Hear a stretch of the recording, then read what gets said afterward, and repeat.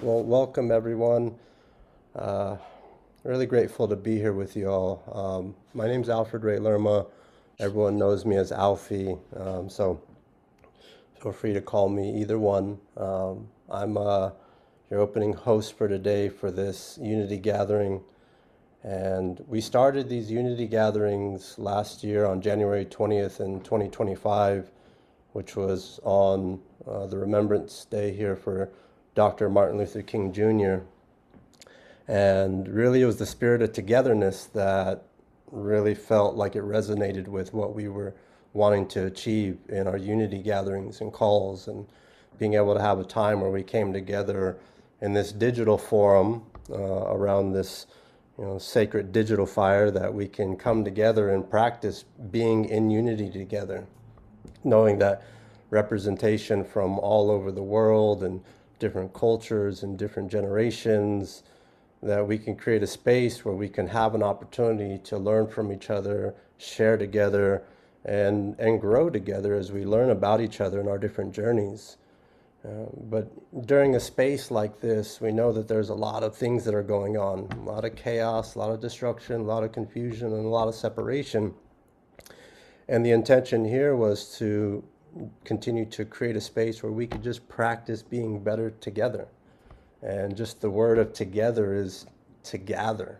And so now that we've completed over the past 12 months, this is the second annual Spirit of Togetherness gathering. So it means a lot to me personally, because I've always seen Dr. King as a role model in how to show up and how to be very wise in the message that we choose to speak. Because the medicine is in the message, and to be able to communicate something that is so near and dear in regards to us being able to understand what that unification looks like and what coming together looks like.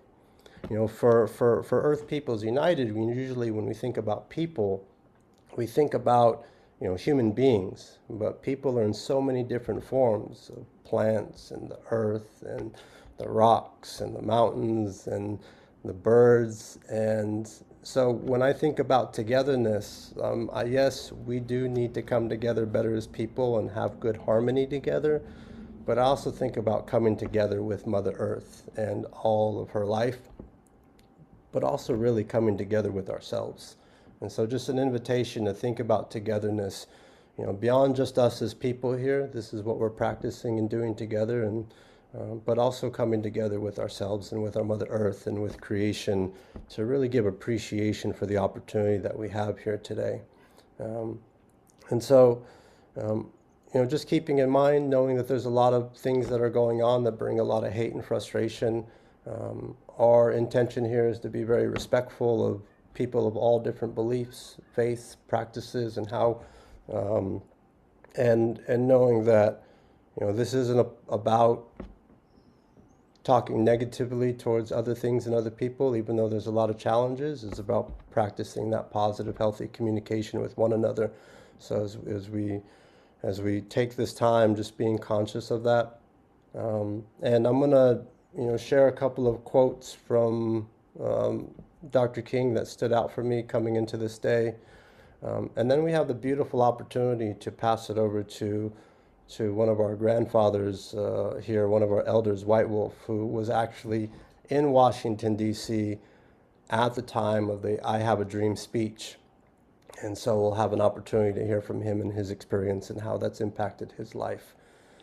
So the first quote I'll share is that we have before us the glorious opportunity to inject a new dimension of love into the veins of our civilization. And the second quote is, we must accept finite disappointment, but never lose infinite hope. And so we pray that this time, as we come together in our presence and our prayer, that we help provide some fuel to each other's fires, and that we help tend those fires in a healthy way to maintain that balance for our life and for each other, and for the wellness of our Mother Earth. And so thank you for being here. For those of you that I'm just meeting, it's an honor and a pleasure to meet you. For those of you that are returning, it's good to see your beautiful faces again. And so at this time, thank you. And I'd like to pass it over to Grandfather White Wolf. If you'd be so kind to open us up in this time as we honor the legacy of Dr. King and Hmm. move into being able to hear from our other brothers and sisters, our relatives here. So thank you. Well, it was a real honor to be there that day. I hitchhiked with a friend and we made it to Washington. And I was sitting about the middle of that fountain, that big pond. If you see the memorial, you see the big fountain. And I had my feet in the water and I heard a speech. And what I heard was, I'm a man, I'm a human being. Please treat me like a human being. There were so many amazing things that day. John F. Kennedy was president, and he actually united the National Park Service police force with the Washington, D.C. police force. So all the police throughout the area were integrated. That may not seem a big thing today, but it was a very big thing in that time. Um, it just really moved me. I was out of college for a year and I wasn't sure what to do in my life. And when I heard his speech, he inspired me. And from there, I actually joined the civil rights movement. I met them in Valdosta, Georgia, where there were 3 civil rights workers in prison with life sentences for treason against the state of Georgia for attempting to register Black people to vote. They were released while I was there, and I joined this group. We were committed to nonviolence. The founders of that group were trained by the Satyagraha from India. And the training was very clear and very intense. And when we went on a protest, we had to make an absolute commitment to nonviolence or don't go. I walked from Valdosta, Georgia, all the way to my Key West, Florida, on a civil rights walk in 1963. And we have actually come a long ways. I knew where we were before all of this, and we're not going back. And thank you to those people that walked together. Thank you to Martin Luther King. He inspired me for his message.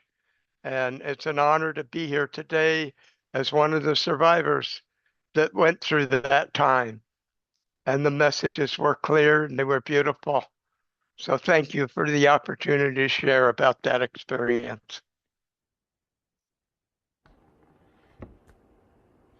I pass the talking stick back to you. Thank you, White Wolf.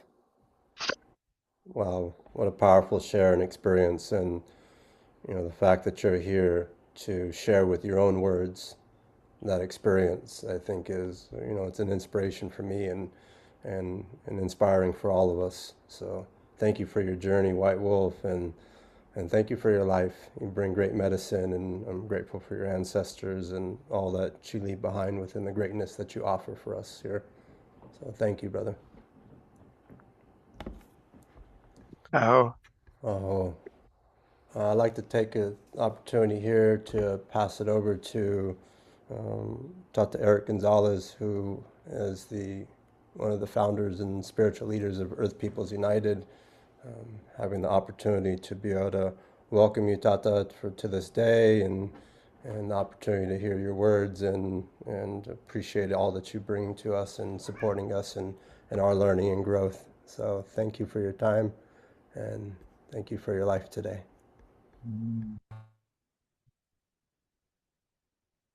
Mateo Shawe ni Malay Hahaw. Mateo Shawe Lokolo Rikatit Kamama.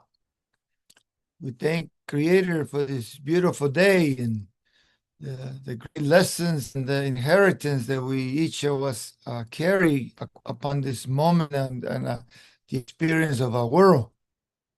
When they said, thank you, White Wolf, for the years we shared ceremony when we met there at Pomeland, and be able to light the lodges, sweat lodges at places where, we're now very welcome. But we put them up right there in front of the road in the reservation, rancherias, and we pray with the people, and so I see so many of you. Some I haven't seen for a while. Others, wow, we lived, life now, accomplishing so much. We see my relations there from Hawaii, from Victoria, from other places in Canada, from Mexico, and other places. We our fires have gone all over. And this is what little did we know. Now we can see a story, but way back 45, 50 years ago, little did we know that we will keep carrying a torch. Like you, Wolf, and others, we keep hearing the words of beautiful people like Dr. King and others, Gandhi, and so many other examples. I know it's hard to even come close to feeling anything of their feet, but the inspiration can keep our fires going when it's kind of barely holding on, with all these things happening. And for us, the prophecies come true. It has kind of it's been laid out as a projection from visions to us to learn how to navigate these moments. And so, our ceremonies now are continuing, not just this 1 year. Every month we meet, which has been beautiful, but the last 40 years or so, gathering the people, working with the people, with our Maya, with other native people, with the elder circle all across Biayala, Turtle Mountain, Turtle Land, Turtle Island, they call it. And so our unification is beautiful. It's based on love, respect, mutual support. That's kind of where our fires, I see Peter and Charlotta, they kind of took a little while to get us over there to Colorado. Kind of a funny story, but we made it. And the fires kept going and infused the lands with the prayers, from our lands in the Mayap, the Cachiquel, the Quiché, Sutojil people, where I come from. And so the unification continues, and like when we were up the 2012, we call it Oshlachuch Baktun, carrying the fires up our pyramid, the place we care for, where we live, Apatziapa, in Santiago Titlan, there in Guatemala, carrying that fire and then realizing, like, wow, what did it took to walk up this pyramid to light the fires, as they called it before. They said to light the new fires of the new eras. And we were there to give thanks first, to show gratitude to the spirits and the guardians of the ancient era, in which gave us a lot of a bounty to so many for so long. And that we still wanting to learn how to respect each other. We still wanting to pray and give thanks for our lives. We're still holding to the frequency of our alliance, of friendship, of respect, of camaraderie, of supporting the efforts towards preservation, promoting and loving the Mother Earth and all our relations. So the words Earth Peoples United was born there at Patsiapa. I call it my office, and it's a hammock underneath a palapa on the edge of the lake, So the lake talk, the land talk, the volcanoes talk, the spirit talk, and with medicine, we saw visions coming forward. And they said, the earth, all the peoples of the earth, we need to unite. And that's kind of what the Elder Circle did all across America, the northern part. And then Four Arrows, the central. And then now the Condor and the Eagle, all of Yayala, all of our nations, the same thing, to gather, to mutually unify our prayers, to unite so that we don't feel the competitions or the jealousies or the I have more, you have less. No, but to unite the prayer, unite the visions. And when we get through the veil and the human illusions, it all is the same. A relationship with creation, a loving respect and admiration for life, the reverence for everything is alive, and to walk in balance with it. That's our goal. That's what Maya and other nations is like. How do we get there? Well, we're doing it. All nations are here. We're missing Getachew, but he's gonna see one. He's there in the circle from the African nations, and all of our races are here. Earth people, no matter what, we're human. We're the human bodies, but we're occupying it for a little while, for bringing the spiritual vision and the spiritual essence into this world at this time, so that all of you will leave a legacy that in this next 26 years, we used 26 years already from the 2012, as we're in the middle, 13 years is done. We have 13 years to decide the faith of our world. That's how our people are looking at it. They say in this next 13 years, we are seeing the branches spread out, the violence, the destruction, the control, and all that you see happening. And the unification, the monks walking for peace, and seeing that the human families from all the way from Texas to Washington, D.C., more people want peace. More people want to gather and respect. Don't look at race and colors or how much you weigh or nothing. They're looking at just simple prayer of showing gratitude, less suffering, less troubles, less of all that, but more love and more respect. And that's what we do here too, in support of the monks walking up from across the lands, and maybe others too. When the Peace and Dignity runs, we were part of that in the 90s. The people gathering, showing our honor and respect for life. And so here we are. Each one of you carries such a beautiful essence. Every word, every presence you present yourself like Wolf. He was there with hundreds of thousands of people, and now he can tell the story. There were efforts for this beautifying unification of people, the respect and honoring of each other. How hard is that? But it has eluded humanity, and so we still at it because it's still strong. It's a strong fire within all of us here.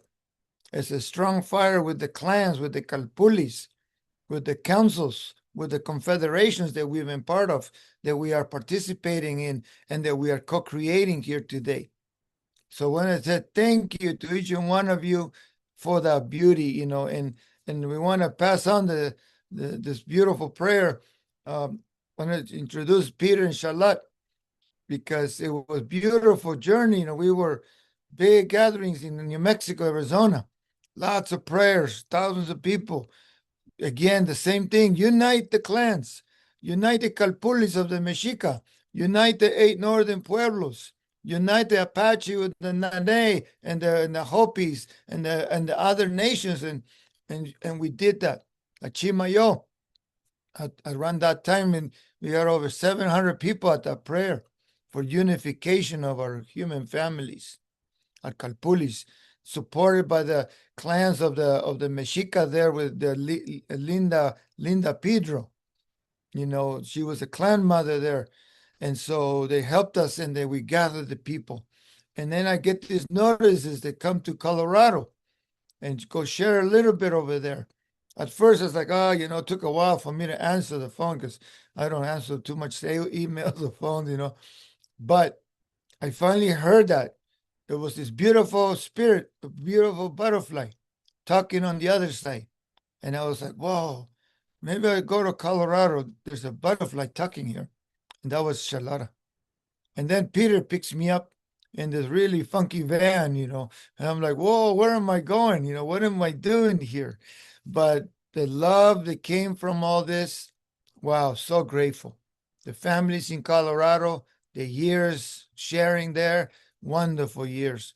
And it looks like we're going back in August. We have dates already to unite the communities, unite the clans, unite the prayers. And so we're there moving forward for that. So welcome, Peter and Charlotta. And may you share your beauty, and thank you for answering this call of my love, our request from Harry and us, Earth Peoples United, because you're always both in so deep in my heart, in my soul, always so grateful. No matter the years that go by, just like a lot of love with each other all the way here, that those fires don't go away.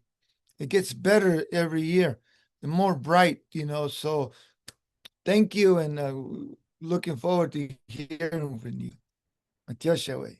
Mm. Mm. Thank you, dear Eric. Thank you, dear Hedy. So good to be with you. Thank you for drawing those strings of our deep connection, our heart connection over all these years. I'm glad I kept calling you. I kept calling Eric and I would leave messages and I thought, no, he really doesn't care. He doesn't want to come. And I'm going to try again. I'm going to try again.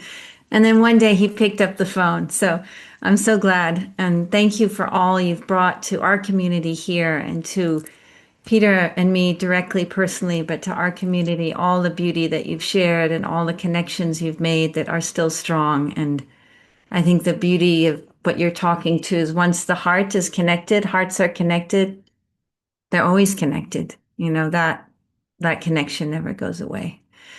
So Tata Eric did a beautiful, beautiful blessing at our wedding. We'll never forget such an incredible blessing. And then they invited us to their wedding, and we had the honor of being at their wedding as well. And so we are deeply connected. Thank you so much. So thank you for the invitation to be with all of you, and lovely to meet those of you whom we haven't met before, and also wonderful to see some of our own Sangha members here. Thank you for joining. So I've been, when Tata Eric invited us to join, we come from the Tibetan Buddhist tradition, specifically a lineage from Machik Labdrön, who was an 11th century Tibetan yogini, wild, wild woman. And so to share some thoughts on togetherness, and really at the heart, when we talk about the fire of the heart in the Tibetan Buddhist tradition, what we're talking about is something called bodhicitta, which means the awakened heart. And that we each have the awakened heart within us. It is who and what we really are. And that when we connect to our own awakened heart, we're actually connecting to the awakened heart of all beings everywhere. And so at the beginning of all of whenever we practice together or teach together, we do something we call raising bodhicitta, which is we take a moment, and I'll invite us to do that together now. And there's a little hand gesture, so if you'd like, you can bring your hands together and you fold all your fingers, except for the middle two, so it gives a different meaning to this gesture. And then bring your hands to your heart. And those central fingers are our single pointed intention that all that we do and that we say benefits not only ourselves, but ultimately benefits all beings. And so we can take a moment here as we raise this motivation to connect with our own hearts. What is it you love? What is it you care for? And let that love and let that care awaken your heart, the fire of your heart.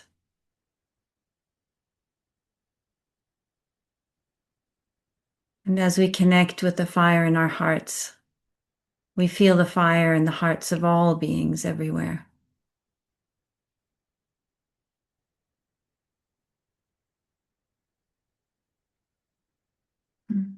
Thank you.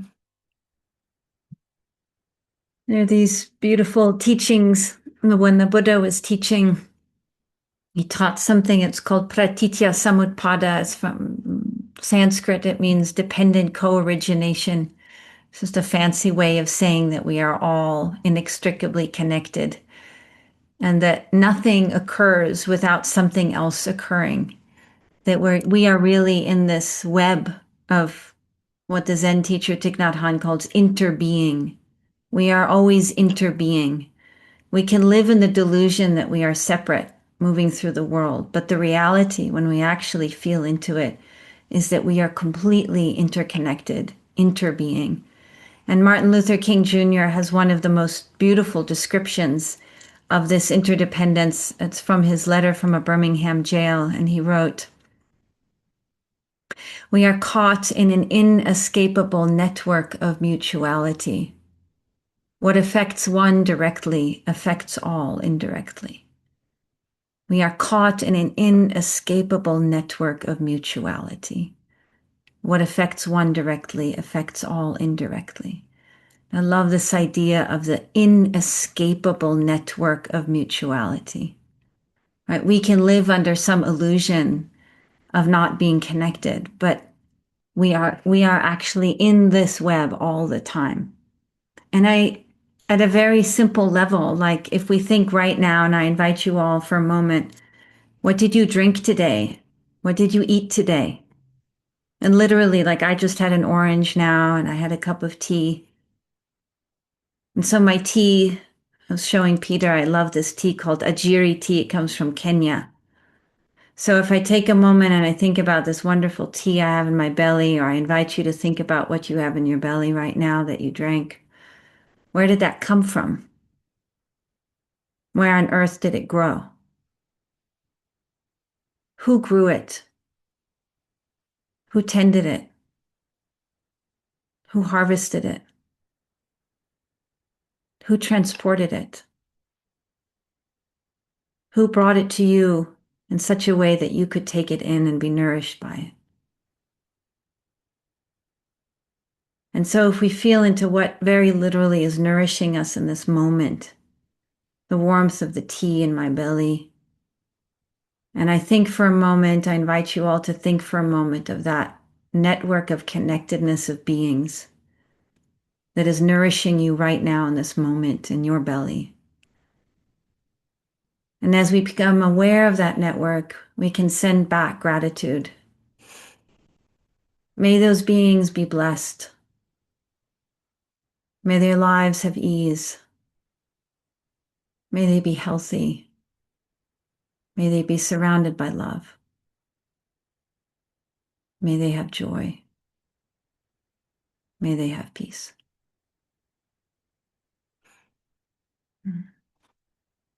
Thank you. I'm going to add briefly, I'm so deeply inspired by this insistent message, this prayer of unity, Tata Eric and everyone else that you've been doing, these prayers you've been weaving all these decades. And I feel like your network, this is like a connection of our network of mutuality and your network of mutuality, a reconnection. And then it's, again, that's larger unity, more unity, which is just very deeply inspiring to me. And I am so absolutely convinced that this is the best thing we can be doing. I mean, there are other things we do and all of you do, but this coming together in a positive way and with this message of compassion and hearts on fire and love, like Alfie quoted that quote from Martin Luther King Jr. about love, infusing love into the situation. But we have to keep our view pure. We have to not fall into the division, the appearance of duality and polarization and difference, but keep our hearts open to the reality of interconnectedness. And in this tradition, Charlotte is referencing our, Tibetan Buddhism, that source, and Tata Eric was also referring to that, the actual absolute ground of being out of which everything arises, is inherently compassionate. Compassion is inextricable from the nature of reality. And so the more we see this vision of interconnectedness, the more that compassion naturally arises in our hearts. And the more we bring people together, this unity, that is actually aligning with reality rather than the division and the fear and so forth that sometimes can set in. So I'm so it's so beautiful to be part of this, and I know you've been weaving these prayers for so many decades, all of you, and let's keep doing it. Let's keep doing it together as well. So thank you very, very much for having us today, and really loving being here. Thank you.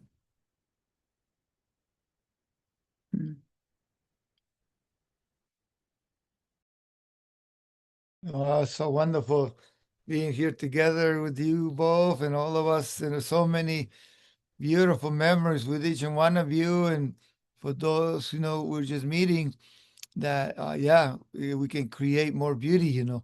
And so thank you for your sharing. And always like to go with the grandmas and grandpas, so Grandpa White Wolf shared now and ask my sister, Marcia, from you're now in Victoria, right?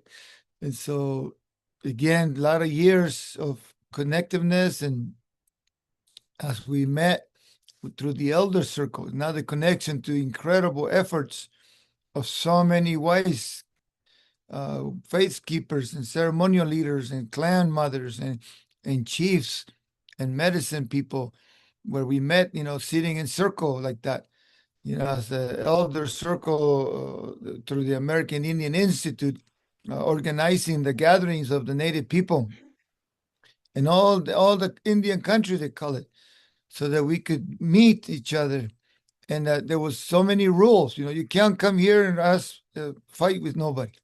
Don't bring politics. Don't bring requests. Don't bring your business card. Don't bring in so many things. I was like, so why in the heck are we going for? And then it was revealed. Sometimes driving in a long distance or in an airplane, like, why am I going here? I could be, windsurfing or hunting or doing ceremony somewhere else, but why am I going here? There was no objective, so to speak, but to gather the people. And we saw the beauty of all those requests by the elders, so that the fire would not get contaminated by our egos, by our fighting, by our jealousies, by our differences. But what was it that will unite us? Well, the sunrise ceremonies, kneeling down on the earth, bringing the ishtut, the pipes, the chanupas out, sweat lodges through the night, dances through the afternoons and into the depthness of the night. Huge fires and aurora borealis lights with teepees and 60 or more drummers and hundreds of people dancing. It's just you don't forget those memorable things. They stay with you alive. And so that's how we met with the Marcia in the circles, the Miwok people down in Yosemite, California, and the beauty of that ancient land with the depthness of the secrets and the ceremonies gather us to, like, now say, Marcia, as we went through and when we met in Haida and all the things that the fire from New Mexico, Arizona, Colorado, California moved to Haida there with Victoria, with Vicky and other people that are here. Isabel, Auntie Isabel here. So thank you for your presence. And so I want to ask you, Marcia, share some of the connectiveness and the beautiful aspect of the unification of our hearts, of our prayers, so that it's only love, there's nothing else, but how do we support each other? So thank you, and so good to see you. Matios Tat, and Happy New Year, everybody. Yes, it seems like this past year of coming out of the cycle, I guess, in the Chinese calendar of the snake, I understand from a lot of the people that I work with and hear from and just connect with, that this has been a great past year of shedding and people really being able to feel like they're releasing so that they can actually receive and move forward, and just the depths of healing that is the potential, I think, is just really amplified right now. And it's hard to believe that that's almost 30 years ago now that we met, Tot, back in Yosemite. Yeah, it's been a lot of years past, a lot of things have happened, a lot of beautiful experiences. But I think for me, those years, especially going to the traditional circle of elders and youth, I mean, there was a man by the name of Bob Stephenson who initiated that circle because um, he was non-native, but he just really saw in his connections and meeting up with the elders over the course of his life how isolated they were, and how um, and so his dream was really to bring the wisdom keepers and those the wisdom of the various tribal people from North America, South America, even Central America, to come together and to be able to connect with each other in that way, and to be able to share their varied wisdoms and knowledge with each other. And I think one of the big anchor points for me was always that sunrise ceremony of prayer, of really really greeting the day in that way, greeting that day as the sun's coming up over the horizon, getting that first light into your eyes, and just like being in ceremony with a circle of people around the fire. And when we gathered, those fires would be initiated and they would burn steady for the 4 days and 4 nights that we were together. So there was always a fire keeper there. But to me, those morning prayers, each individual group or tribal person got to go forward to that fire individually and pray in their own way.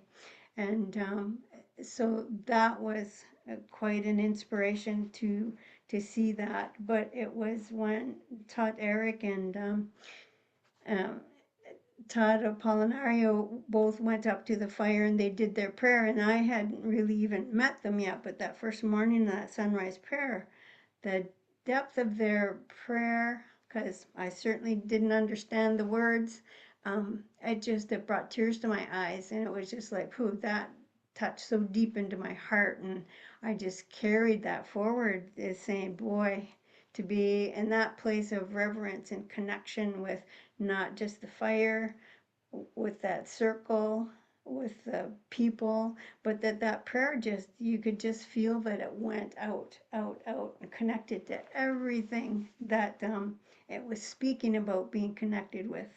And even though, again, I didn't understand it, I knew that that was the impact of that prayer.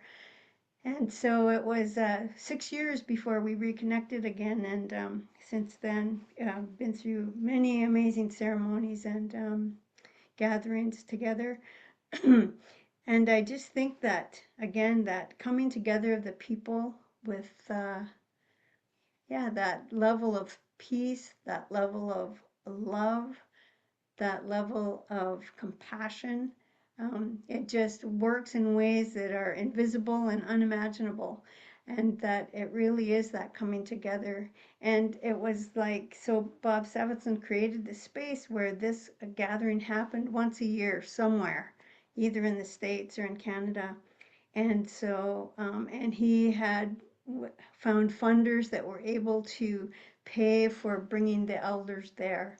So that was his commitment, to really create that space to bring them together. And every time it was just like a family reunion, as you got to be in those circles and you watched the children who were little begin to grow up and start to take more leadership roles. It really gave a sense of what living in a community like that used to be like, really from the place of, like, the ancient villages and all of that ancient community that lives together, supports each other, and loves each other.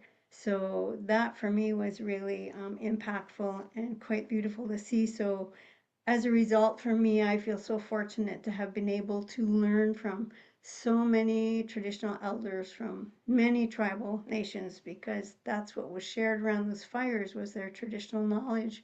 And so especially for a lot of the tribal people who had lost a lot of their teachings during the years of colonization.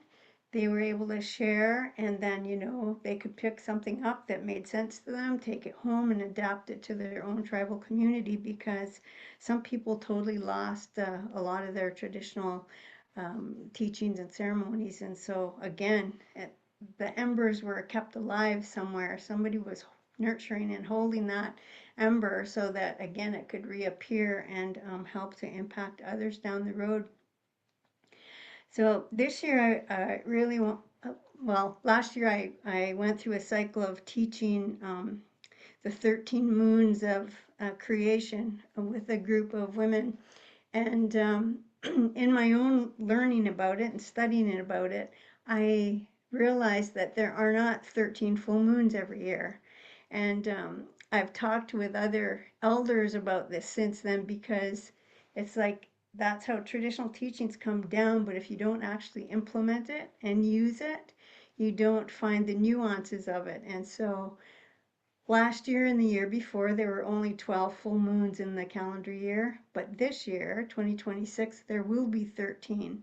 So that happens about every 33 months or every 2 years and 7 months.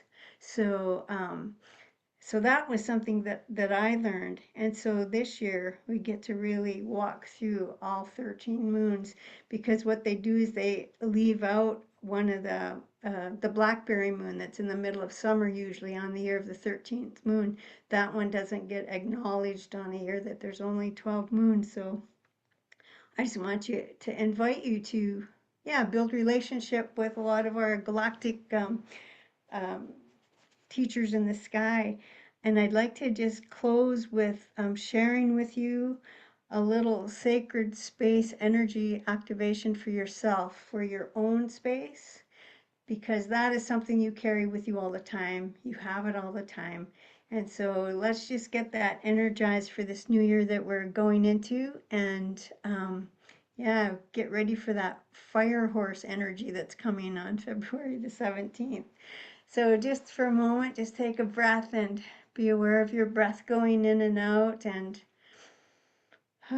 just feel it relaxing your body. Exhale anything that might be holding or tension for you right now.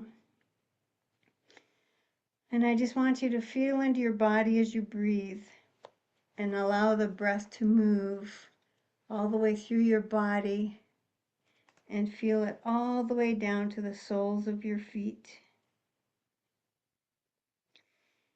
And feel the warmth of the land that you are now on, that you are occupying, this land that nurtures you where you live.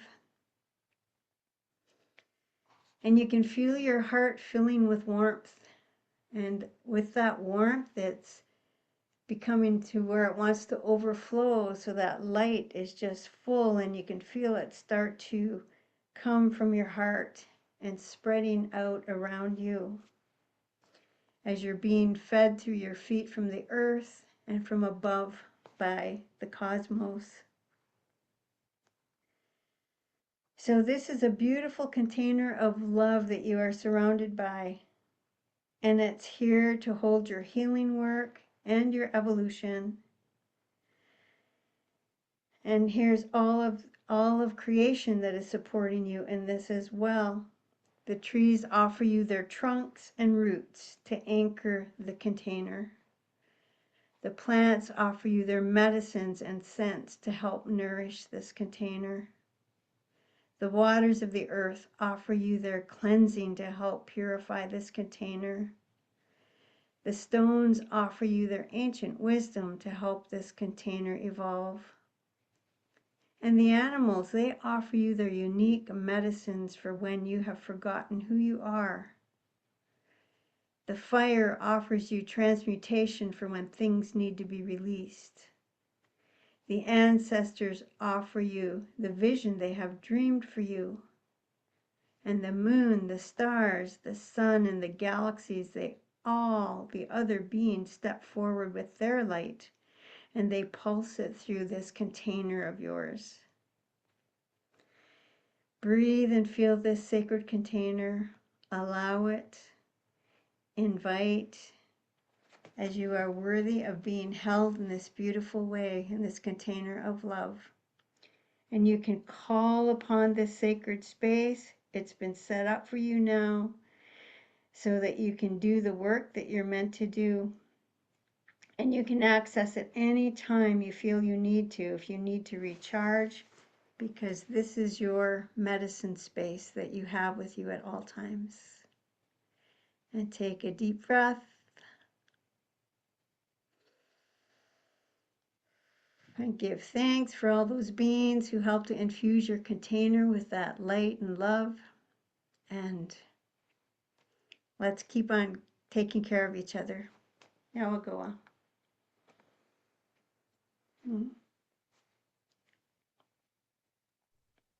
Thank you, Marcia. Yeah, and looking at how the fire united us a lifetime of love, prayer, ceremonies. We've been through so many medicine, gatherings and efforts, as well as here, constant presence and doing the fires, doing the prayer, the lodges, teaching others, and wow, what a blossoming of the soul, to witness all this. And the same thing, as we journey, as the condor and the eagle gather the nations of Central South America and North America, the decision was made back then too in Colombia, and then Guatemala, and then Nambe Pueblo, New Mexico, to bring in and gather the people of all colors, to bring all humanity in unison. The Maya had already sent out that message, but now it was collective decision by the many confederations of the indigenous people, of the original peoples of these lands, and that's how we got to Norway, Sweden, and over there in Europe for several times. And so, in one of those journeys, we united two beautiful beings there. As here is Karena, and with Warren. Warren, he's in the spirit world now in the Council of our Elders, and always an incredible privilege and a great honor to have spent time with you both. And that we got to see you before he left, and such a great honor for the accomplishments of like one human being can do, and then the inheritance of what is left for us to admire, to follow, to integrate, and to keep that effort of unity and peace. So thank you, Karena, and thank you, Warren. Then so that you can share something as you wish. And so good to see you here again. And now looking forward to seeing you in Guatemala. Thank you, and a hold to that. I'm planning my journey there, especially these days when we have like this much snow. And in this time of, cold and dark, which is normal and natural to this space, but it's especially warming to be here with you. And I was remembering something that I haven't thought about for many, many years. The cat loves to be on a Zoom call. She likes these gatherings. This is Purdy. Many, many, many years ago, we were traveling up in the mountains, Warren and I. I don't know why. It was winter. It was dark, icy, difficult. We were going up the mountains. I don't know why. We never had skis. We didn't, it's a mystery. And even more so a mystery that we had to meet this man who was living in a camping space up in the mountains. He was a Polish worker. I have no idea why we were going to meet him. But there we are, knocking on his door. He comes out. And of course, he turns out to be a deeply spiritual person. And whatever we were going to talk to him about, I'm sure we did. And then my dear Warren started talking about the time when he met this Zen master called Suzuki.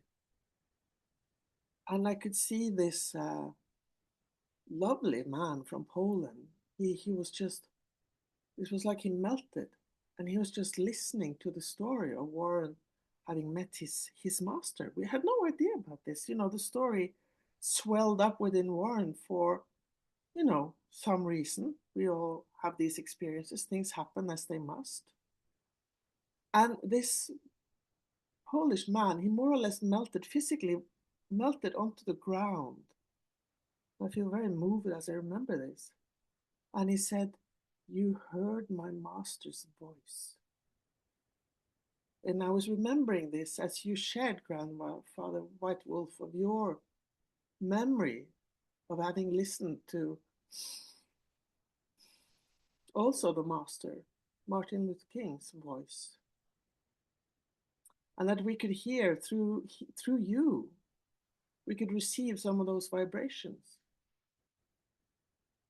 And the power of this, the power of what we carry, you know, the power of the sharing of our voice, the sharing of what we have experienced, what we carry with us, our reasons for still walking this earth, for still gathering, for still creating this magic. It's so profound. And being with all of you, I'm very moved. Every time I come to this gathering, it just reinforces the belief in this and the experience of this deep, deep connectedness that we carry. And we carry it because we care. And we carry it because we keep turning up. And I think we carry it also because I've forgotten the name of the open heart, but we carry somehow this open heart, even if we fail at times and it's difficult. And we do. And we come back to the fire.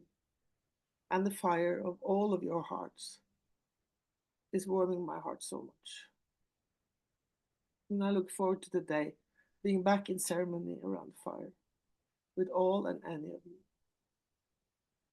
Thank you.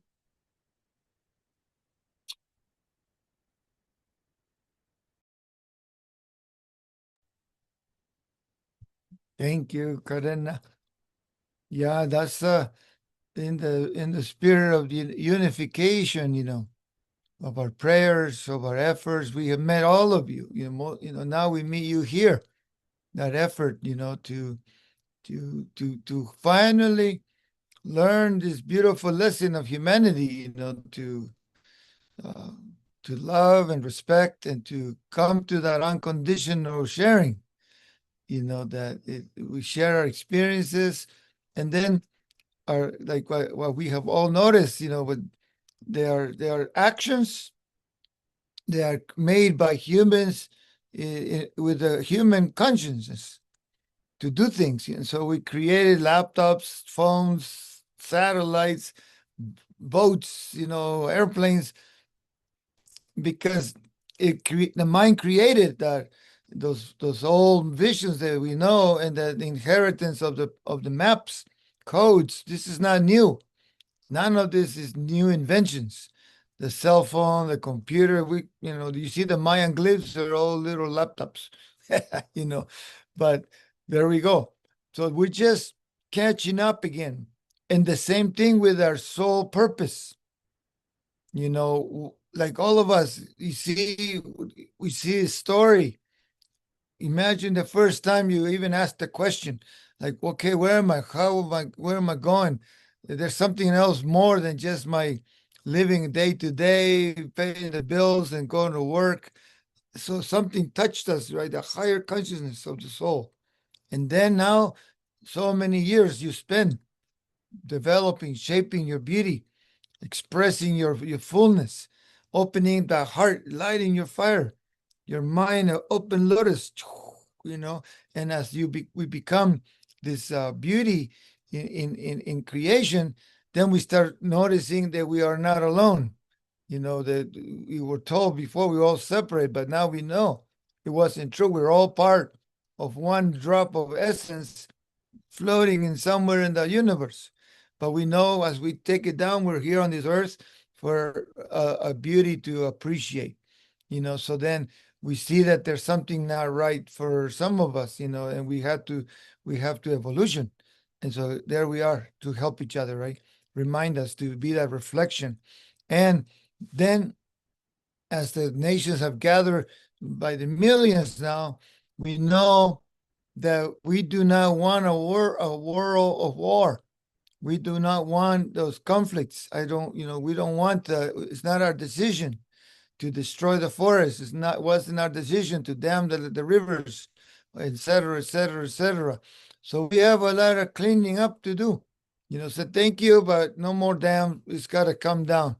It's more important to have the salmon come up, like what happened here, than to block them for hundreds of years. And the same thing with the forest. No, it's not okay, because we need those relatives, that human family, to stand up, give us air, give us shade, give us good temperature, give us fruit, give us the medicines.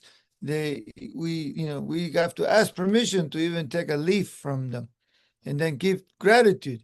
That's how we got to this. And some of us, we've been through the deep ceremonies when we leave the physical and we go through the veil into the spirit world, and then we get to see the immense beauty in which we are participating in.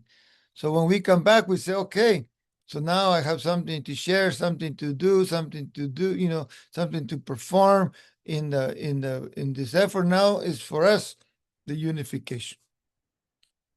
It's happening all around. A lot of people saying unify, so no more violence, no more controls, and so to speak. So imagine now our heartbeat. Like when the Maya, we start all our ceremonies. Rukush Kach, Rukush you live, the heart of heaven, the heart of the earth. It's not a heart palpitation. It's that essence that unifies the hearts of the heavens and the heart of the earth. All one earth is one palpitation.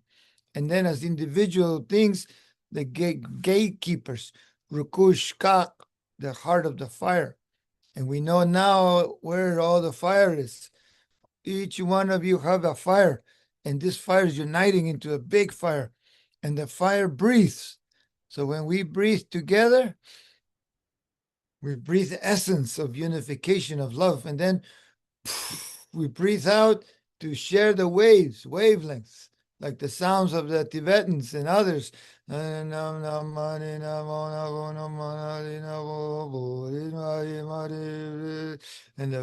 like the songs of our peyote. And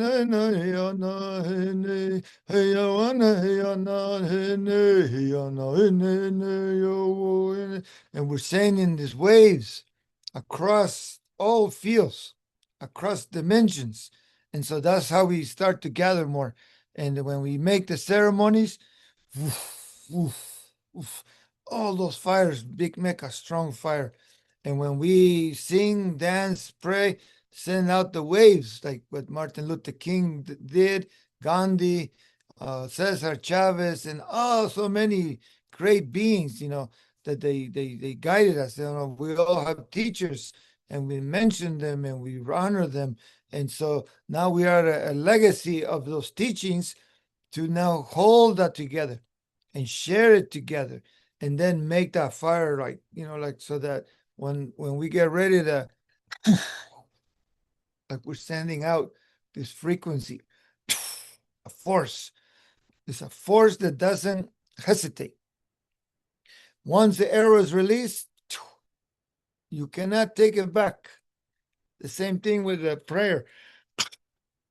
It goes, and it's not going to stop. So we make sure preparations don't just pull and let it go.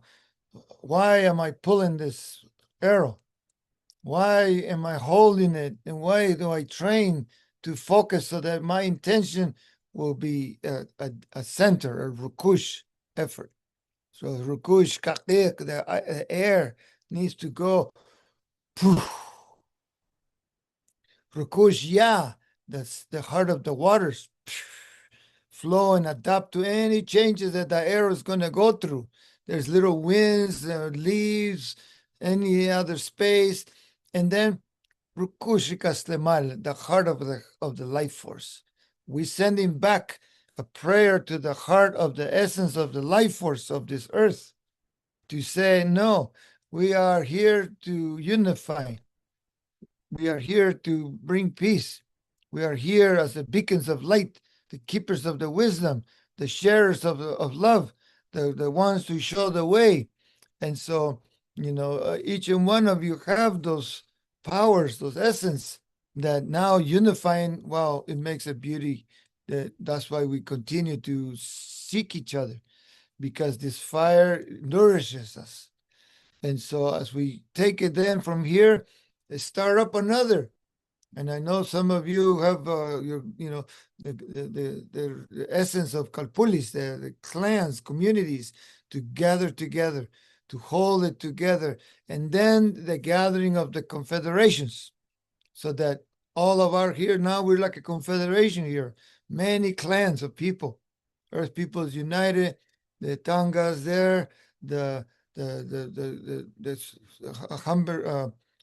Hummingbird Hill, group clan there with the Swelach, Akshi High, the White Wolf, all this beauty together, so that we may shift that and share that essence of this love, So we want to pass it on. And I saw there's lots of women here today. So when I ask you, Isabel, another auntie, grandma with Jaira, and so much we share, so much you've traveled with us and others. And so welcome here today as you holder of the Earth Circle, the foods and the gardens and the gathering and the preservation of that, which is sacred for our peoples, So thank you, Isabel. Good day to each and every one of you. How up for all the good words, White Wolf, Tata Eric, and Marcia. Thank you, Marcia, for reminding me of how what I do connects so much with my weaving, connects me to the fire, to the trees, to the birds, to the animals. I carry an unbroken weaving legacy in my family. I've been weaving most of my adult life. I started when I was 19, I guess all of my adult life. It's over 50 years. Through this, I also work with my ancestors. And I sometimes forget how important that all is to me. Through my weaving, I weave my prayers, my thoughts. And I give thanks for all that. Every morning whenever I remember, I give thanks to Mother Earth and for all the goodness we have in our lives. And I pray for those who are unfortunate, less fortunate than I am. And I pray for the people of Mother Earth and pray love and peace. And I give thanks for all the goodness. And I give thanks for all your words of kindness, love and peace. I send you all love and blessings. Oh, well.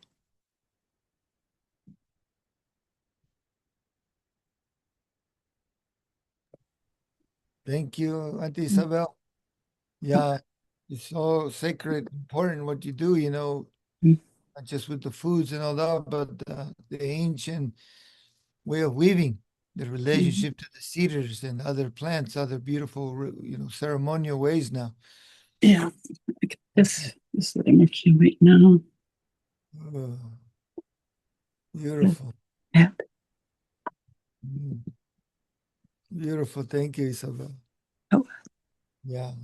And then we have another weaver from Haida. You still there? Um, uh, Vicky? Is she left? Finally, oh, there you are. Hi, Vicky. So we also thank you, Vicky, for being here. I hope you get the voice good and worked up and working good.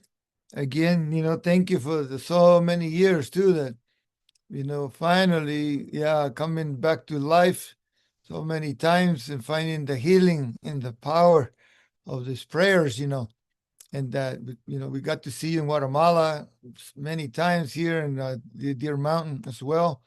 When they said no, no more life, and it wasn't up to them to decide.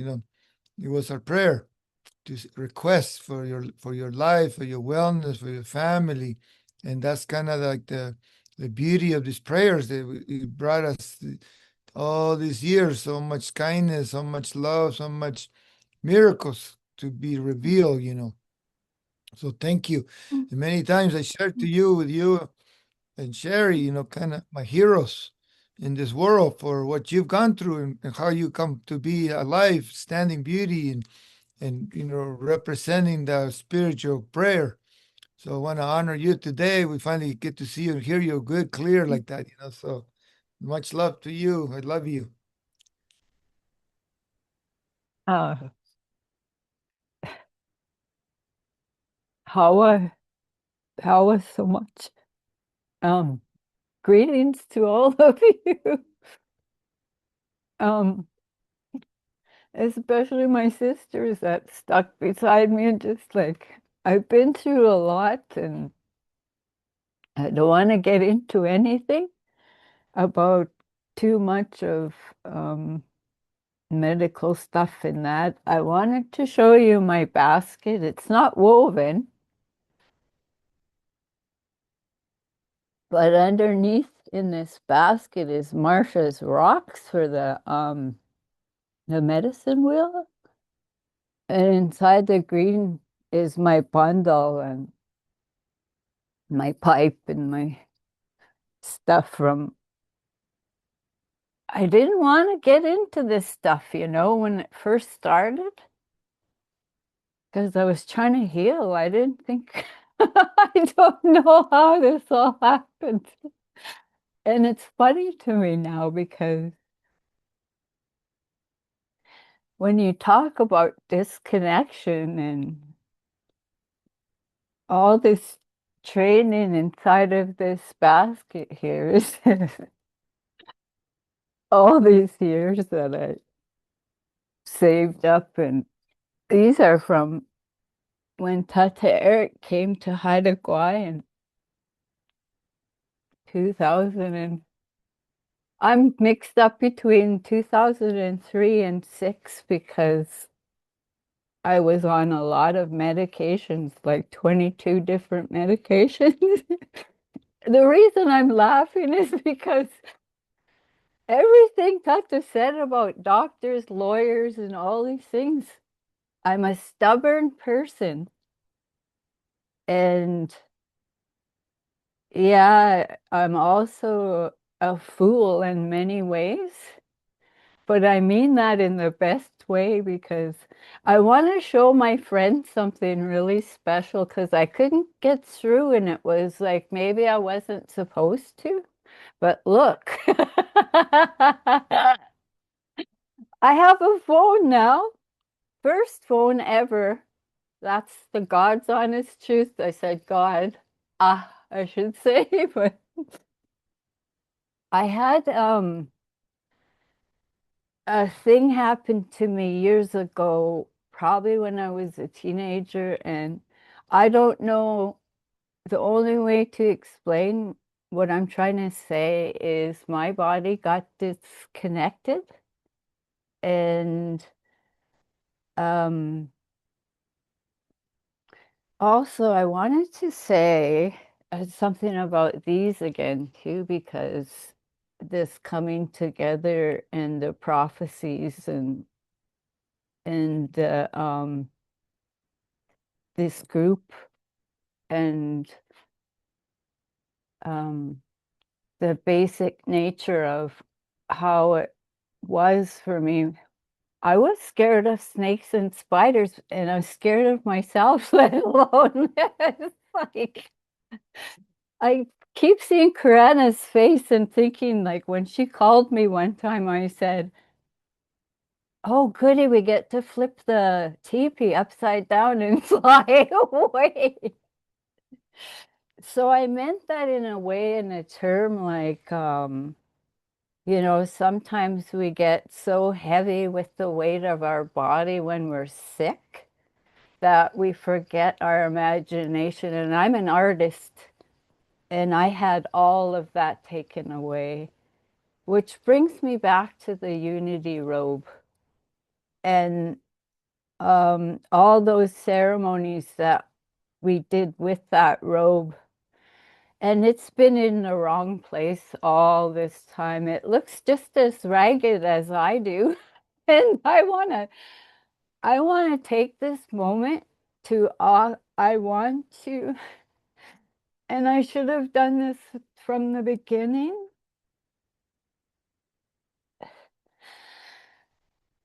It's so hard for me to explain myself verbally because when I first went to Guatemala and I sat with your people, Eric, Tata, Eric is my brother too, so I can say Eric and Tata and Chennai,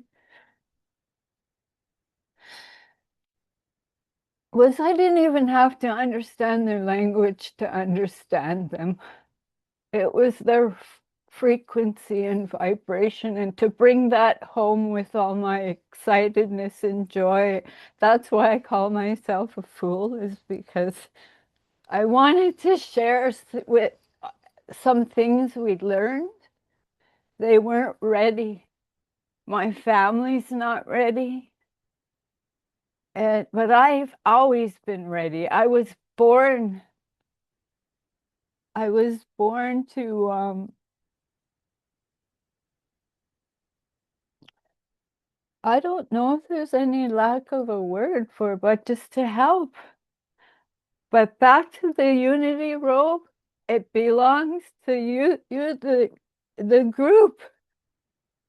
It belongs as a whole to this group. It always has. And there was a point, or there was lots of points when I thought I was going to the other side. And I had wished that I put that in writing. And Isabel, forgive me if I'm going past higher laws, but this is something that I believed in just as much as I believed in. It wasn't just my teeth, it was like a misalignment, and I had mercury in me, and it was the knowing that I have this lineage and spirit inside of me, that unshakable flare of a flame, that no matter how dark it gets,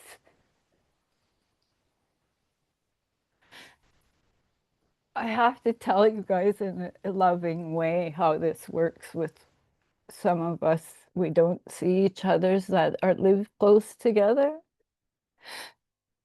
But I had my sister Marcia show up, and I had my sister Isabel show up, and a couple other friends. But Isabel shows up with that. She'll come sneaking around a tree, and she's like, in her bear. She always brings her bear. And that's the safest thing you could do with me, is show your animal crest. And I'll see it anyway, but I'm just trying to say how, and I don't know how to put all those years into in one thing. I had so much stuff that didn't belong in there. And I want to show you one more thing. This man here on this, he showed me something in a dream years and years and years ago, before they took our trees. I'm a weaver too, and a carver, but I was just learning when I got sick. But it's in you in ways where drawing, art is in our people. It's like I'm trying to just say we're all the same. We're different colors. We're different threads. We swing together. The more we share, the more we care, the more united we become. And if Patricia was here, I would say, Aho, I've spoken now. And that took me how many years?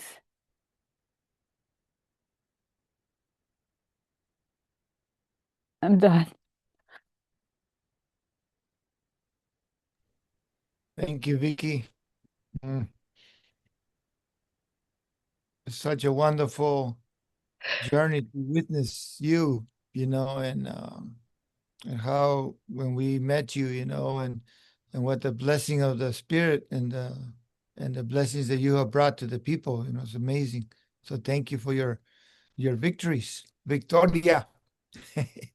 The reason you call it Victoria, because wow, the many victories you've come through is inspiring in my life. So thank you, and we My friend. keep celebrating you. So I was going to ask you, Peter and Charlotta, if some of your community, maybe you invite them to speak. I don't know them, so maybe we want to honor the Sangha too, and it's such a wonderful to see you both, being here together, and I'm so excited for this fires to unify, so thank you. Thank you. Well, Terry, I've been just looking at you and saying to Peter, oh, it's so wonderful. Terry's here. Would you like to share anything? Sure. Well, I'm very happy to be here and to be invited. Charlotte and Peter are my teachers, and I'm very blessed to have them as teachers and be a part of Terra Mandala. I have such a really strong connection to the Native American as well. I have a great grandmother who is a Caribbean Indian, and in my front yard, I have a 2,000-year-old Indian maiden buried there. It's on Shumash and Salinas area. Anyway, so I'm just really happy to be here. I feel very connected to the land or to nature. And I know for Native Americans, that's a big part of it. All the elements and the animals. A little nervous. Anyways, I'm just really happy to be here because I think it's good to share our cultures and things we learn from each other, because so much of it is connected. And the thing I feel the most is how scientifically we really are all connected, as they taught in quantum physics, that each of us, we all are together. So I'm grateful. I'm grateful to be here. Thank you. Thank you, Terry. Appreciate you. So I don't know. I think I maybe because our Sangha is coming here for the first time, I also don't want to put more people on the spot, but maybe we could just open it up and see who feels moved to speak. And I know there's some of you also from the other community who haven't spoken, so maybe we'll leave it there. Yeah. It's wonderful to hear from everyone. So heartful.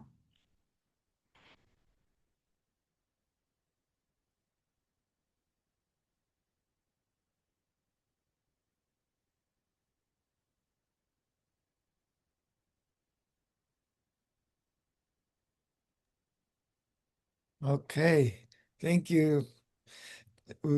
I think Emanuela, do you want to share from Switzerland? Emanuela is joining us.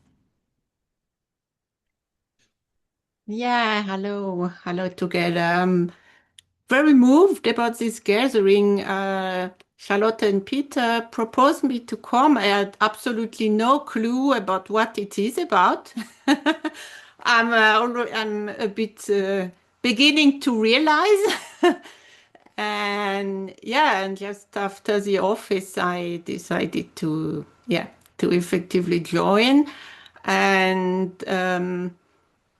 I think I'm quite a shamanic person, very linked to nature, um, because I'm living in Switzerland in the mountains, and my friends are the trees and the mountains. I know the name, and they have three mountains, which since I'm here, I can't leave anymore because I always miss the mountains. And there are three of them. They make sort a triangle, and it's peaks. They are quite always white, and they are so fascinating and protecting me somehow.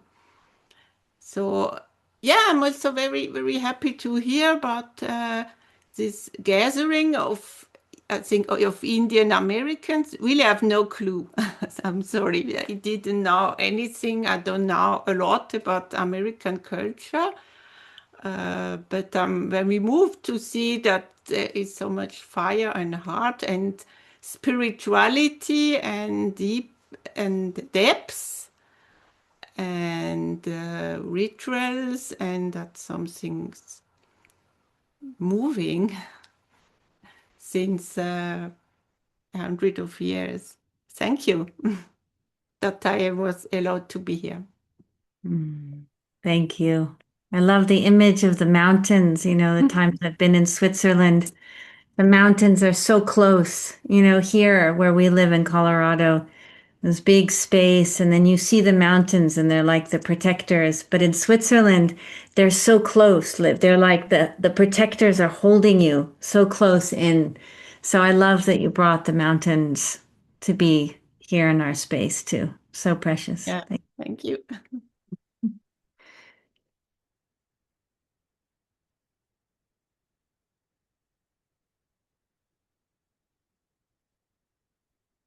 I cannot forget that image of the weaving of Isabel that you shared with us. It was so beautiful, your explanation of how you put your prayers, you weave your prayers into your weaving and the basket. And that image is just, as we weave this, you know, over all these continents, the whole world, bringing it together. How are we weaving the prayers together and focusing on unity again? So beautiful, so inspiring, and I think,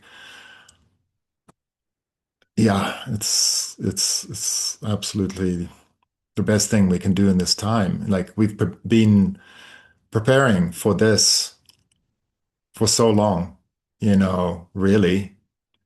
And I mean, of course, the future and time keeps moving, and every situation is new. But we've been preparing for this, and now it's really becoming such a refuge for so many people.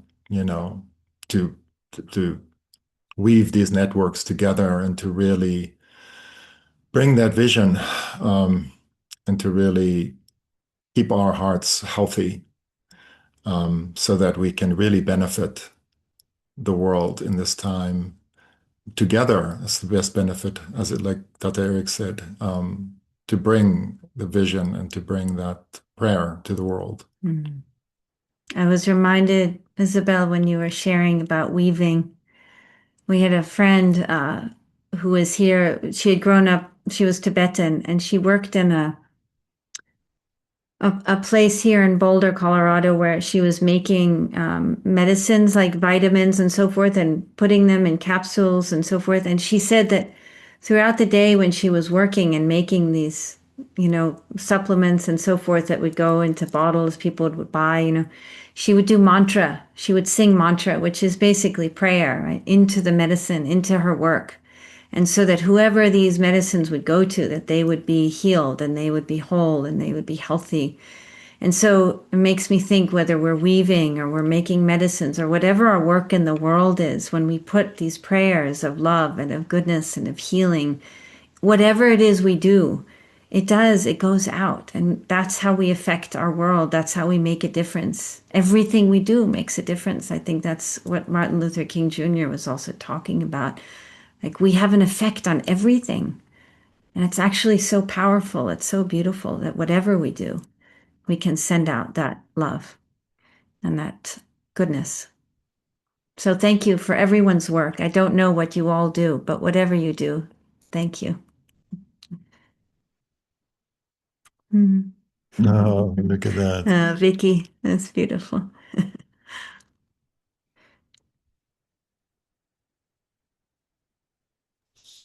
Thank you, Peter, Charlotta, and everybody.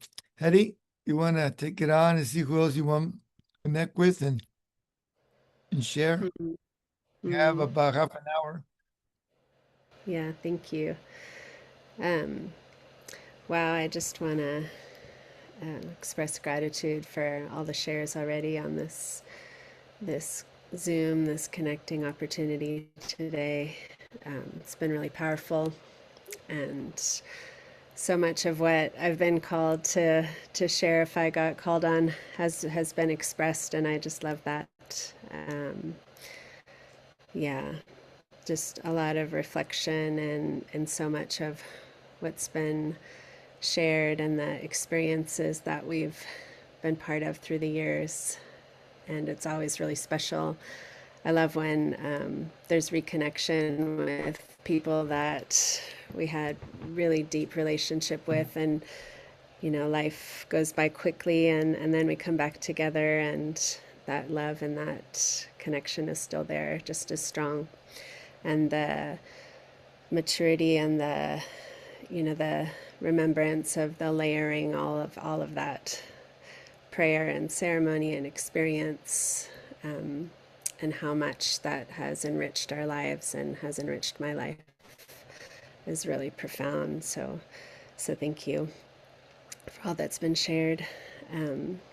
So for those that don't know me, I'm Hetty, and I'm Todd Eric's wife, and been walking with him for 26 years now. And I was just 23 when I met him, and was coming out of a really dark time in my life, just a lot of questioning and uncertainty of who I was, and the world just didn't make sense, and I felt really disconnected, and the ceremonial path really helped anchor me and ground me, and I just wanted to serve in whatever way I could.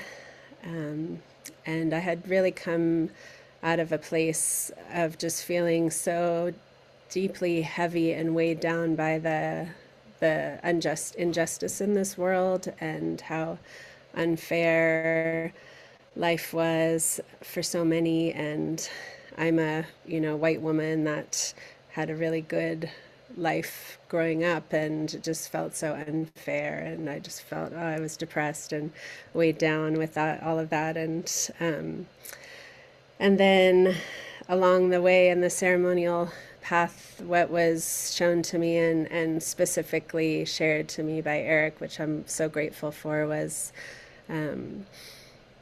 like, don't look down on the gifts that you have been given.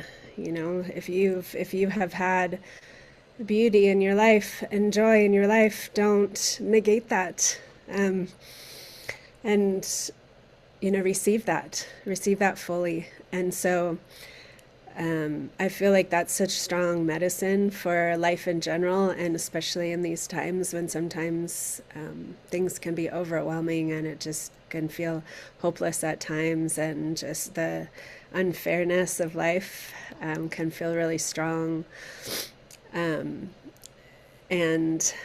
sometimes it feels like, I've felt well, why do I get to be blessed when somebody else is not, but instead to shift that and really be a vessel of receiving that blessing so that it can go out to the web of life. And you just shared that, Charlotte, like you just spoke that very thing.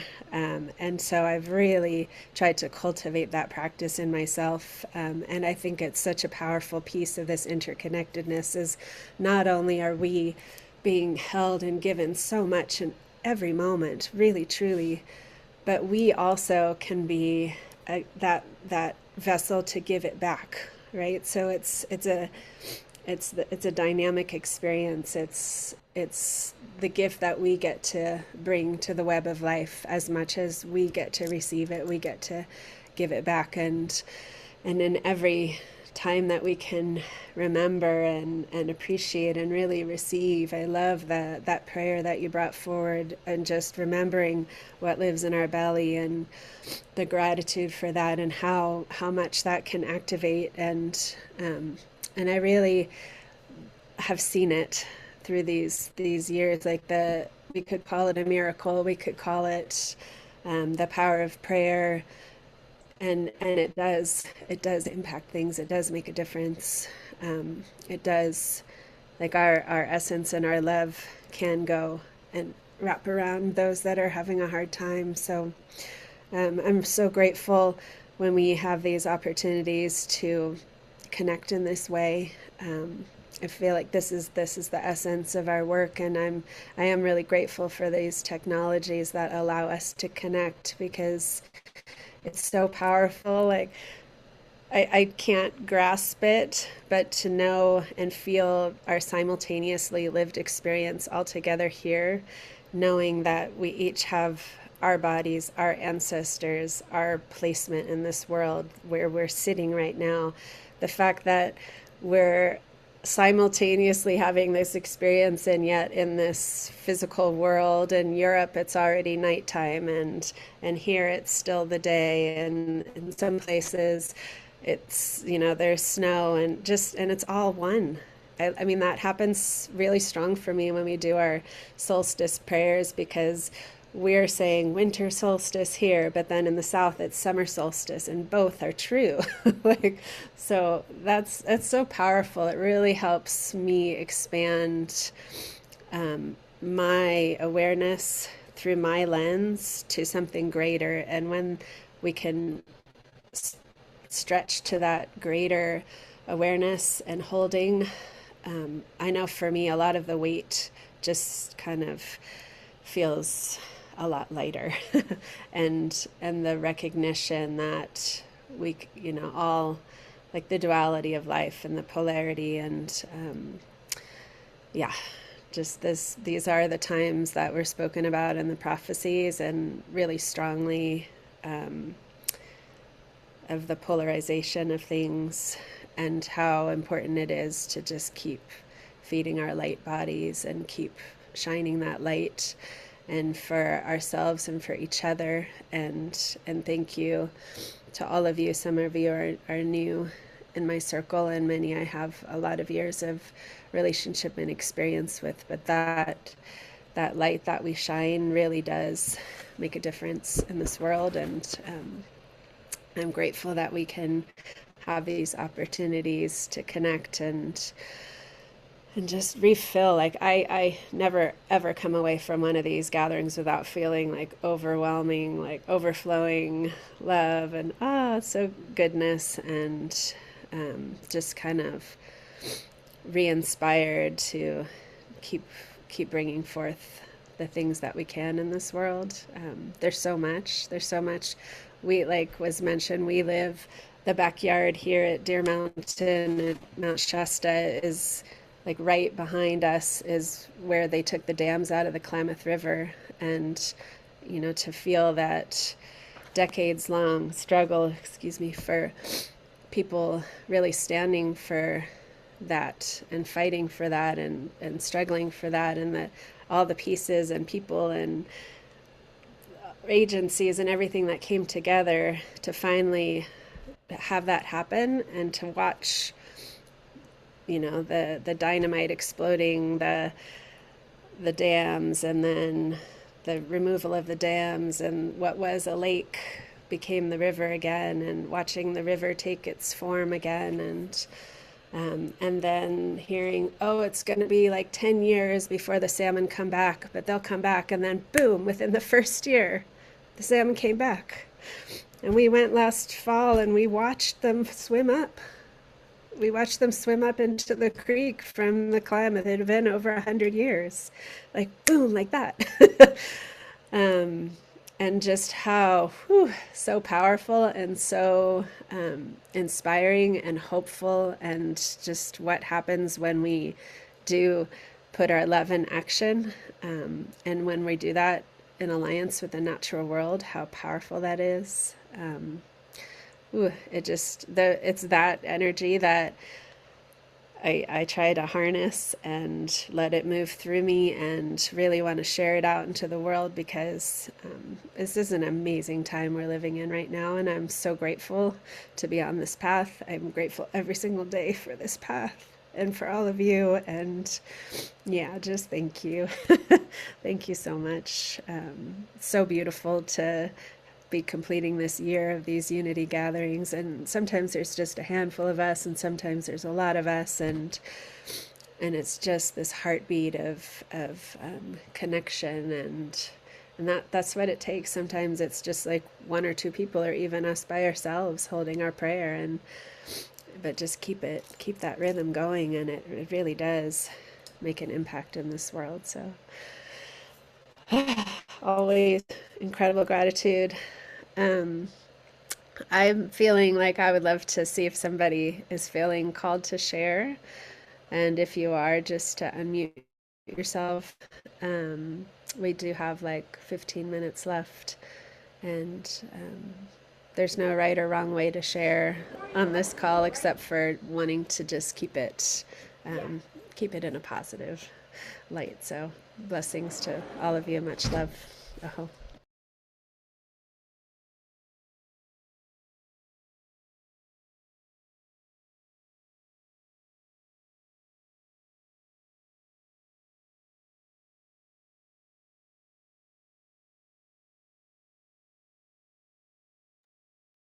All right. So in life too, we come across each other. And thank you, Hetty, for wow, amazing evolution and sacred sharing and the work we've done through all these years. And then there's people come along, like each one of us made a difference in how things turn out. And so I want to have maybe two people want to share, that I know you didn't raise your hand, but I'll raise it for you. So I would love to hear from you, Enriqueta, Jetta from Mexico, and then Kirana, if you want to close it up before, and then the final would be Alfie to share about the hive and the efforts of how we're doing all this, so, Enriqueta, welcome, and just always love to hear you. Thank you, Tata. I'm really grateful. I'm really blessed to be in this circle again. I have been thinking about the interconnectedness. I usually like to see everybody that it's in the circle, like in this gallery, like picture. But today I was just feeling everybody. So whenever someone spoke, I put it like in the big screen, and I was thinking about the different layers of the connection and the communication. Like there's the word, the wisdom or the prayer that the person is sharing, but there's also the emotions and like the unspoken frequencies going there. So it was really potent to see this interconnectedness,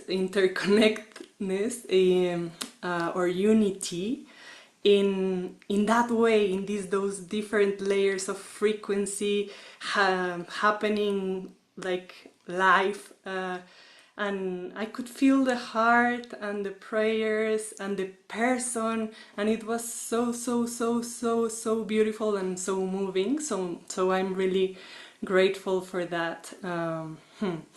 understanding. And also I was thinking about the fire within, or the fire in the center, or the fire in the heart that it's been spoken of, and that reminds me of a mantra that I heard from a teacher called Ramdas, which was a teacher known in the 60s, and it goes like this: it's Aditya Hridayam Punyam Sarvshat Rubina Shanam. And the meaning is, he who keeps the fire or the light in his or her heart, like the evil won't go near that being. And also it speaks about clarity and courage and intention. So when I heard different sharings, and also like the exercise that we connected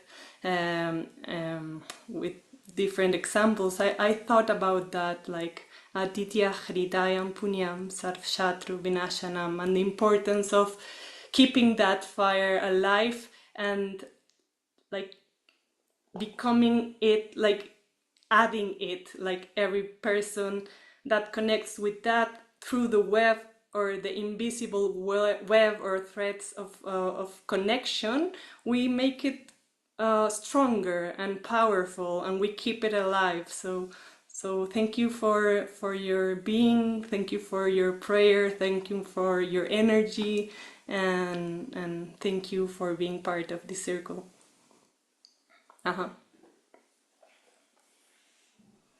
Thank you, Enriqueta. All right, beautiful. Keeping the fire going, Kirana. You know, sometimes a lot of love, it makes the scales go the good way, you know. And thank you for your love and your supporting the scales, you know, to make a difference, as we all have a part in it. You know, it takes a one wood from this, another wood, and then a striker, you know, like Jeta is talking about the vision, you know, holding the vision, holding that fire. And then as we come across each other, you know, like Warren Cadena and White Wolf and Melissa Coombs and Marsha, all these pieces of wood go touch the fire, the visions of the fires, you know, and then the fire stays alive. And when sometimes maybe some of us go, like we've seen and heard so many of our elders, or we decide to go different places for a little while, others come and put fire, you know, make the essence strong. So thank you, Kirana, keeping it going. Now you have an Akshikhai, a fireplace down in your neck of the woods, you know, and I think Terry is close to you, the same as Blue Horse and others, you know, and she's down by Santa Ines, so it's pretty close to you, where we have a fireplace, you know, an arbor, place of prayer, you know. And so thank you, Kirana, and much love to you and gratitude, Matias.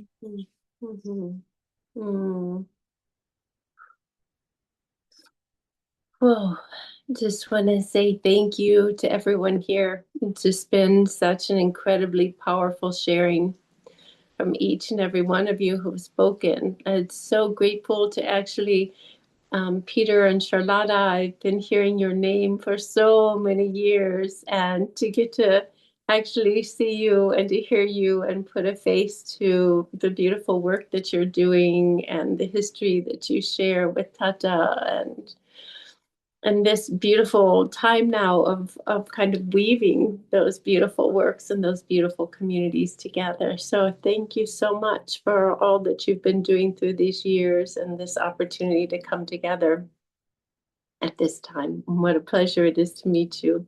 Yeah. And I'm just feeling so full. From every single one of the sharings have been so powerful today, and starting with you, Grandfather White Wolf, you know, really carrying that memory and the energy of why we're here today and these efforts of unification, and having received that, you know, that deeply, deeply personal receiving of those energies and being in the presence of somebody who was so powerful and so great in carrying that message forward. So thank you for taking that in when you were just a young man, and all of your efforts that you've made, you know, to continue that, and that you carry that forward in so many ways in all that you do. And I love the way that we started this call talking about unification of Dr. Martin Luther King Jr.,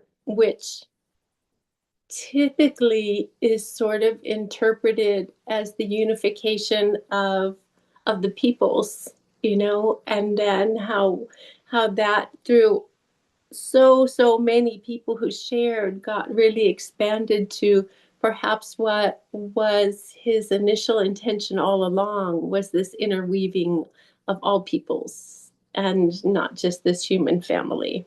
And there's so many of you that spoke to that just so beautifully. Corinna, thank you so much for your sharing.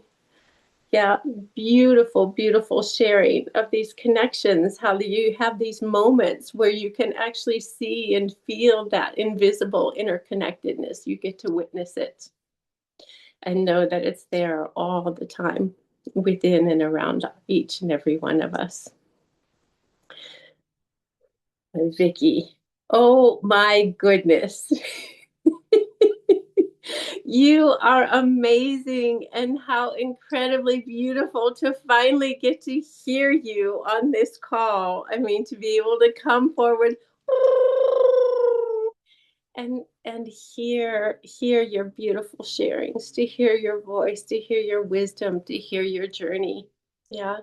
It's such an honor to have been able to share time with you, and now to be able to continue to share time in this way, and looking forward to when we can be back together in physical presence.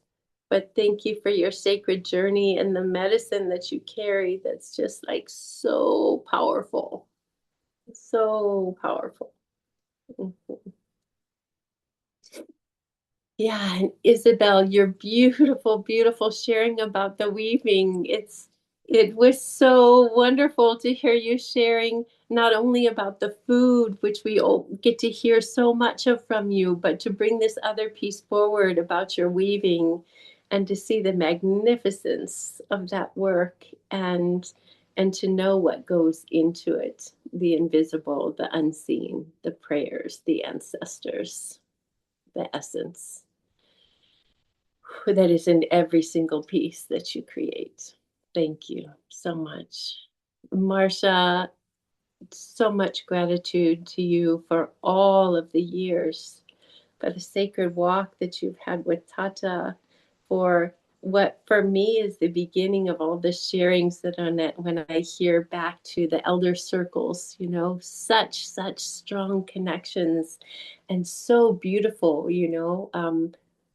Not a circle that I ever had the pleasure of or honor of being able to be part of, but just the hearing of all that took place in them and what the essence of that was, and bringing these beautiful people together from so many traditions, and Tata, your continuation of that through the Wisdom Keeper and youth councils, through the traveling to the different communities, and keeping all of this alive for all of us at this time.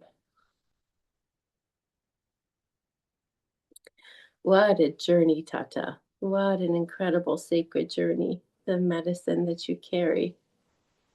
So powerful and with such heart. You know, that's one of the things that we talk about when we talk about these heroes. Dr. Martin Luther King and Gandhi and Nelson Mandela. You know, they're not just people with great wisdom and great visions, and yeah, it's the heart that helps them to carry it and to bring it forward, and that makes it special. And Tata, you have that, and you bring that forward in all that you do. So yeah, to everybody else who I may or may not have spoken to, and actually just to all of the beautiful people who have gathered today, whether I know you or not. Thank you so much for being here and for the hearts that I know that each of you are and that you carry. And thank you for the ways that you show up in the world at this time. So just blessings to each and every one of you. Matya Shoy. Aho. Yoshewenan. I know we have some minutes left. Ralphie, you want to take us home and gratitude and sharing, please? And thank you so much for your journey here with your family. You know, met your brother, and you became a prayer come true. And your mama and your dad, and then I finally adopted you as my son. You know, and with a brother too, Chris. So I got a bunch of kids that are like, big beard and big mustaches and so forth, but thank you for your journey here, and want to hear from you. Thank you. Yeah, thank you, Tata. And thank you, everyone, for all your beautiful words and your prayers. And if you didn't have a chance to speak, your presence speaks for itself. So, really grateful to be able to be here and witness and listen and just absorb all this love and care and compassion that we have. It's easy to get cold in the heart and have these dams in our minds and in our emotions, and kind of like that Klamath. It's amazing how fast Mother Earth responds, and it's amazing how fast our body responds when we remove those dams in our mind and in our hearts from those different experiences and traumas that may be from just this life alone or ancestral.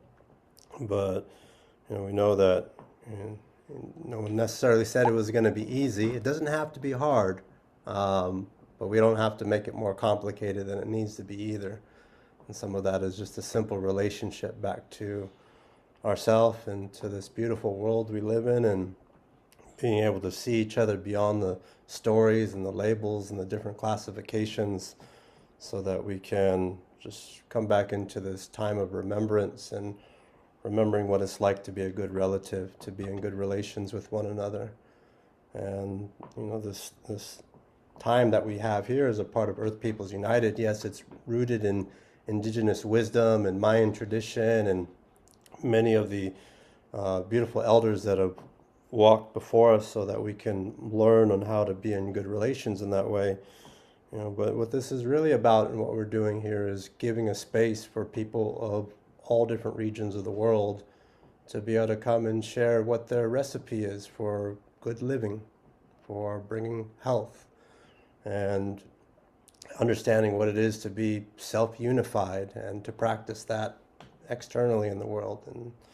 And I find, at least within the English language, it's pretty beautiful that weaving begins with we, W-E, and unity begins with you, which is you and me.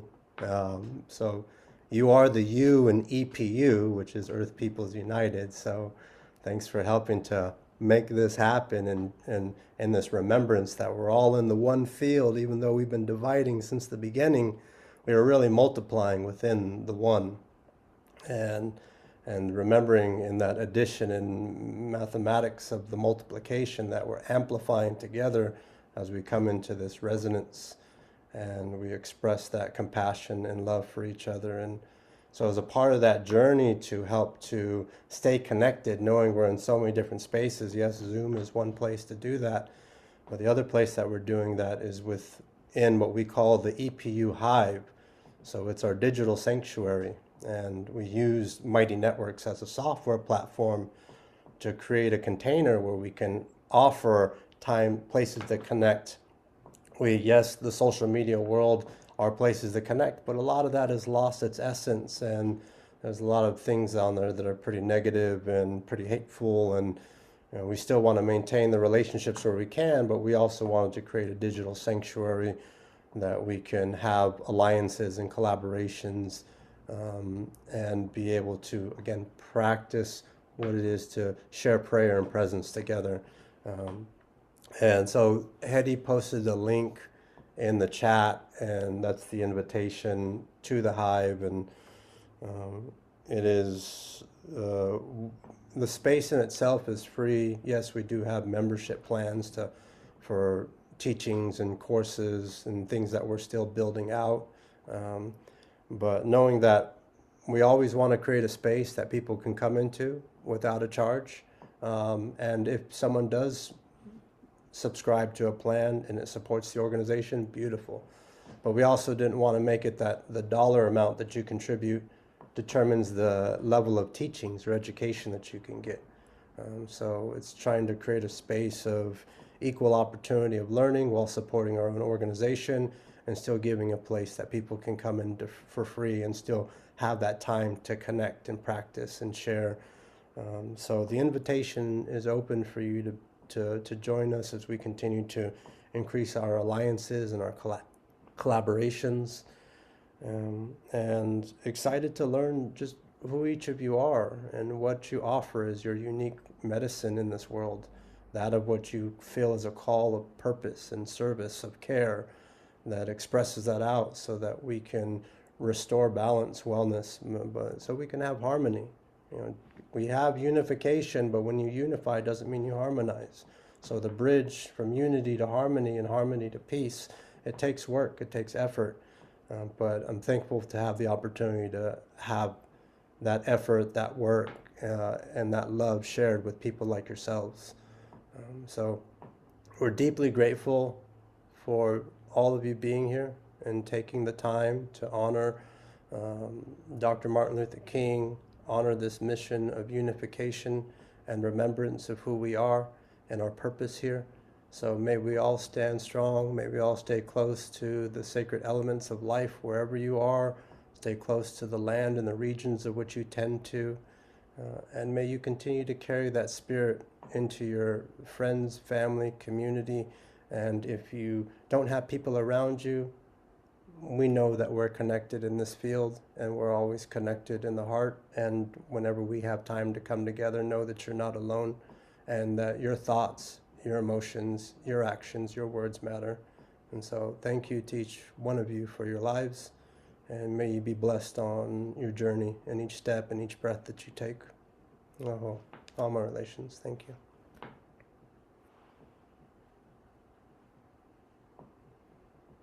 Thank you, Alfie, and thank you, everyone. May you have a beautiful sacred journey through these days coming, and all goes well. We'll see you in the next one a month from now to keep this frequency and this prayer alive. And as you know, some of our schedules are coming. Maybe we'll be coming around your neck of the woods. You know, we'll be down Axichai, down by Santa Ynez, sometime in the summer, in the fall sometimes. In Colorado, we're coming. I'm excited for that. And also Guatemala, you know, we're continuously going down there. So, you know, maybe one of these days we'll have a sacred journey for us to meet with our people too, you know, in our Patsiapa and all that we're holding. So Hedy, ready? We unmute everybody, yeah, and then we say our gratitude, our farewells. May you enjoy your days and keep your sacred work with your fire bright and strong. And looking forward to seeing you. Mathieu way. Yeah, everyone, feel free to unmute yourself, and thank you so much, each and every one of you, all those who will be listening to the recording and who are with us. Thank you so much. Much love to everybody. Wonderful. Thank you. Bye, Thank you, everyone. everyone. Have a Thank you. so beautiful. Much Thank you, love. everyone. Love you all. Bye. Bye. Love you. Have a great rest of your day, night. Bye-bye.